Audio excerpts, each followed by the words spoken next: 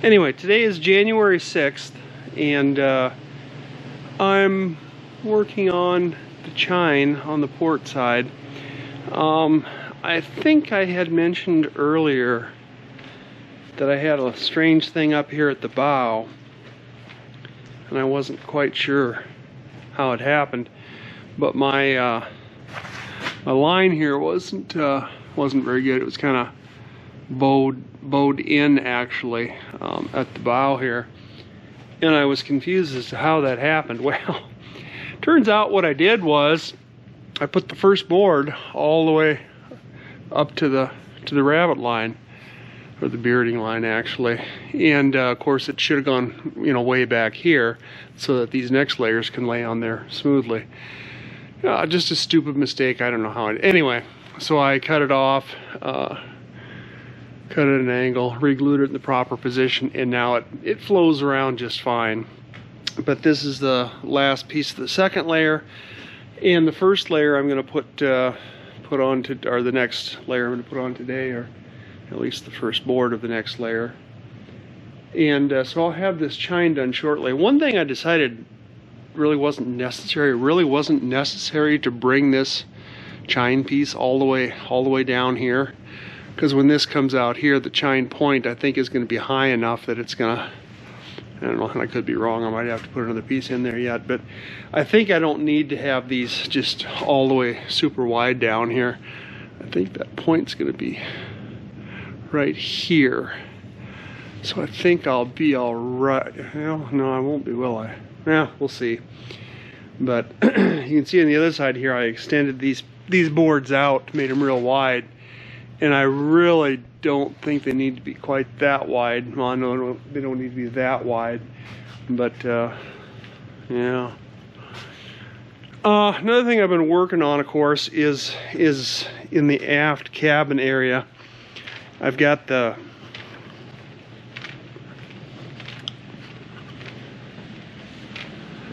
deck beams all installed back here now, and I decided to go ahead and put a bulkhead back here, this back 4 feet. I'm going to put a bulkhead right here, so this frame here, I did a flush mount frame, and you can see how I did that. Since I had to get up a little bit higher, I just ran this piece out over it and kind of notched it in there. I did that on the other one too, on the forward one there. But anyway, this area back here, this back 4 feet then, this aft 4 feet, is going to be a big locker. That'll have a pretty good size hatch, I think, back here. I don't know, see if you can see that or not, but this area here will be the hatch opening area. I really wanted a storage area of some sort. You know, if a guy wants to put a electric bike or something back here, you could. And then of course just whatnots, ropes and sails maybe, and that sort of thing, fenders, whatever needs to go, you know, not inside. You don't want inside the boat proper. You can go back here. Of course, it takes 2 feet out of my aft cabin here, but that's just kind of, you know, I don't know if I need that huge a cabin back here anyway. So yeah, the way I'm working now is putting, like I said, that bulkhead will go in there, so there'll be a bulkhead there, and I'm going to put a bed, a single bed, extra long, single or twin, single they'd call it, I think. It's like a 36 by 6-7 foot long bed. Put that in there, so that'd be 2, 4, 6, 7 feet. And then I'm going to put my, could be another bulkhead, of course, in on this one. And then the bathroom's going to be in here, and this will give me a little slot in here then, you know, 1.5 feet or so of shelving, clothes, whatever goes back here. And then the bathroom's going to come just a little past midway, because the mast is going to step right about here. So I want this area reinforced. So I'll build a shower stall here, and that'll be heavy walled and heavily supported for the mast stepped up there. And then the toilet, the sink will be over here. And I'm going to use composting toilets, so I'm not even going to have a black water tank. I'll have a gray water tank, and everything will get pumped into the gray water tank, and then the gray water tank will have to be pumped out, whether you're offshore or at a pumping station, you know, at a dock or something. But then to the left or to the right of the toilet here, you're going to have the companionway access back here. And here's where I've been running into some problems trying to decide what I want to do. The way this design was, originally George had these aren't the permanent ones, but these are, you know, about the way it's going to be when it's done. And this is going to support these straight 2x6s across here, and I'll actually put 4x6s in here, but these will support the pilot house, which will be up on top. Now originally George had this designed to sit 9 inches lower. He had this sitting down here like this, the top down here, and that gave you a little bit of a recessed area on top, on the side decks on either side of the boat. And I suppose to make it a little easier to get in and out of the boat, and I don't know. But anyway, he said later on that he thought maybe the diesel duct should have had the pilot house raised 9 inches. So I decided to do that. And in the process of raising things up, it became clear that this aft end of the tank is higher than the forward end. I was kind of measuring off the forward end of the tank, and it's going to be too high back here to go full 9 inches to get. I could get close, I suppose, but then you'd have the floor or the ceiling, floor beams, whatever, right about on the tank. And so I decided just to leave the pilot house sit at the shear line. So the pilot house is going to go up from here. There's going to be just this drop here. The shear is going to drop here, but then it's going to stay constant. So it's actually going to make construction easier. It gives me more room in the engine room, and gets the pilot house up higher so you can see better. That was the reason he suggested raising it, was to get better visibility. Because as you can see, the bow, the stem, sits up pretty high there, and you can't really see down in front of the boat real well with the pilot house sitting so low in the boat. So anyway, the pilot house goes up. The disadvantage to that, of course, is you got more windage, but I'm not going to put a flying bridge on there, and he had talked about that, putting a flying bridge on there. I'm not going to do that, so that's going to take away that windage. So I'll actually probably have less windage than you would with a boat with a flying bridge on it, or almost certainly will have less windage. So that really shouldn't be an issue. But the other issue I'm coming up with now is here. You got to get down a companionway into these cabins, both forward and this aft cabin. And you've really got this 2 feet here between these two to step down in here. And now that I've raised this up, you got virtually a full 6 feet here that you got to get down into to reach the sole level down here. And that's going to make for a pretty steep stairs or ladder. So I don't know. I thought about notching this back. Now this beam here is going to have to be notched out, and you're going to come down here. I probably should have put this beam on the other side of that frame, and I might wind up doing that, simply to give you more room between these two beams for entering into the boat. But of course this one has to be notched anyway.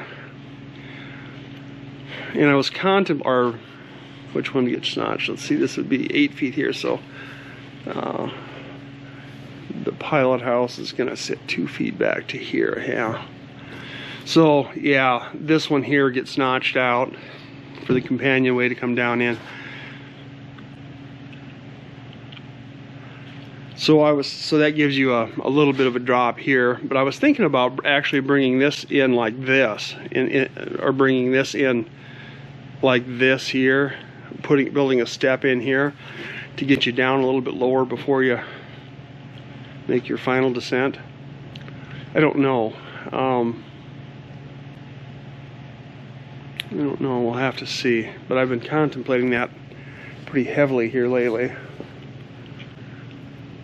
So, I don't know. I have to give it more thought even. But anyway, on this side of the boat then, since these steps are going to come down over here, I was thinking about putting the bunk in all the way, starting way back here, and then coming up to here with the bunk. Here, 6.5, 7 feet, whatever it is. Then this area back here, I was going to put a desk in. This 4 or 5 foot area back here, I was going to put a desk in. And I still want to put a chair back here, put a recliner or something back here where I can just kind of sit and relax. And a place to get away from it all if you have other people on the boat. So that should all work fine, I think. And I don't know if I'm going to put bunk beds on the sides here. I suppose I could put a pipe berth in up above the main bunk, and then just, you've got them if you absolutely need them, a couple more beds. We'll see. We'll see about that. But now that I've got this these beams in place, you can see how much I need to cut off of that transom. You know, I'm going to have to bring this point out, and if you look on the other side, I actually cut the final board on the other side to the proper arch. This is too steeply arched. I knew that, but I made it bigger so I could cut it down. But it's going to have to be cut down a lot, and I knew that, but I didn't know it when I was building it, but I knew it shortly after I put it up there. So I got a lot of cutting to do up here at some point, and that was a lot of the impetus behind putting in this little step here. So I got a place to stand and work. But anyway, I am going to get at this other chine piece, get this chine finished up, and then I can start planking, I guess. I don't know, I got a lot more thinking to do back here as to how, you know, I don't want to weaken the boat. They say everything on a boat is a compromise, and that's just exactly right. It is. I mean, you get tired of hearing that, but it's true. So I don't know what I'm going to do for sure here. But I don't want to compromise the strength of the boat, but I don't want it to be a real pain in the butt getting in and out of the cabins either. I would have liked to have had stairs, but that's just really not going to be practical the way this boat is designed.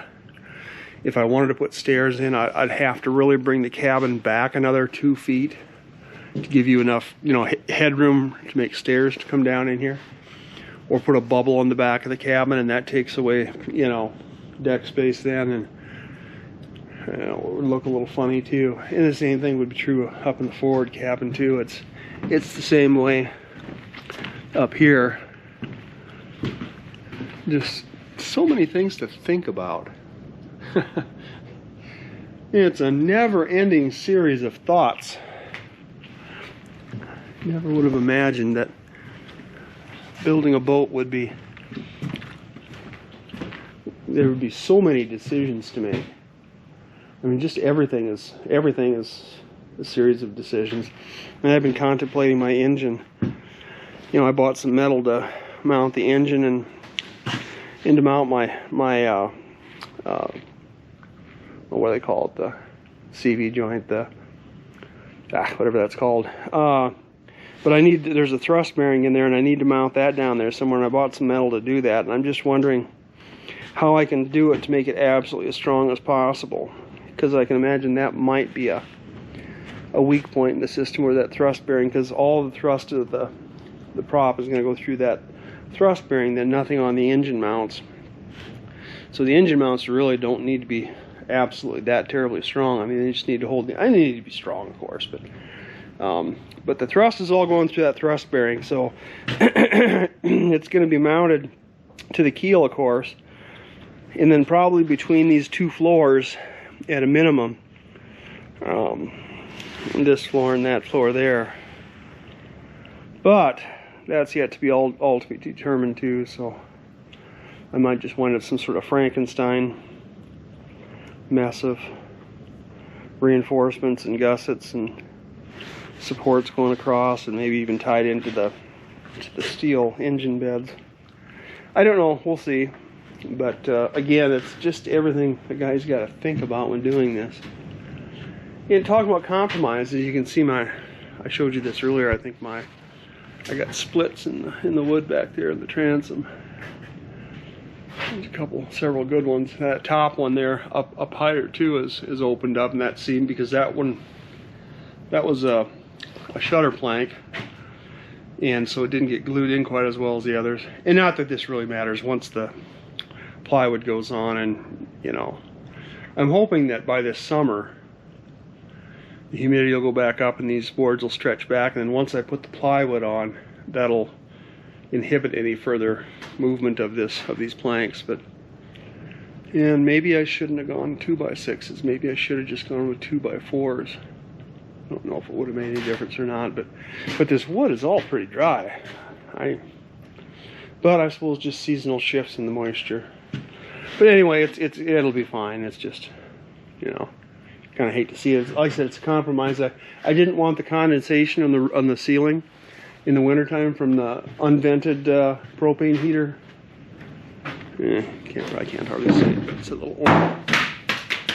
Oops, that little orange glow back there. That one puts moisture in the air when it burns, and so I went with the new one, which is behind the transom here, which is vented.